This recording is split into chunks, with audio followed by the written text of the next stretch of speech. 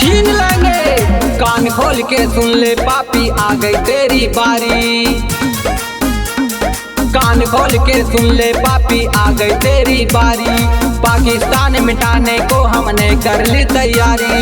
जैसे जलाता रावण लंका वैसे आज जलाएंगे। इस धरती पर कोई आतंकी अब नहीं जी पाएंगे। इस धरती पर आतंकी अब एक नहीं रह जाएंगे। इस धरती पर आतंकी अब एक नहीं जी पाएंगे।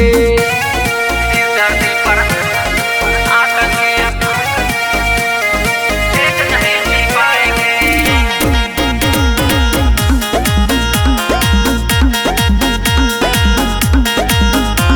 तुम धर्म पूछ कर मारे हो, हम धर्म बता कर मारेंगे। पाकिस्तान मुर्दाबाद। एक एक के घर में घुसकर कपड़ा जैसे फाड़ेंगे।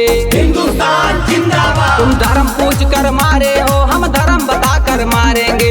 एक एक के घर में घुसकर कपड़ा जैसे फाड़ेंगे। तेरे बीबी बच्चे को भी बूंद बूंद तरसाएंगे। इस धरती पर आतंकी अब कोई नहीं रह जाएंगे।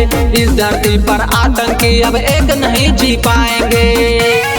इस धरती पर आतंकी अब एक नहीं जी पाएंगे।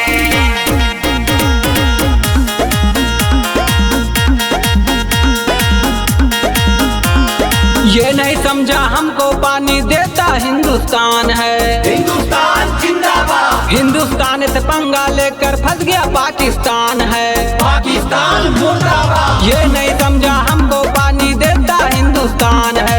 हिंदुस्तान से पंगा लेकर फंस गया पाकिस्तान है। तूने आग लगाई जो तेरे खून से आग बुझाएंगे।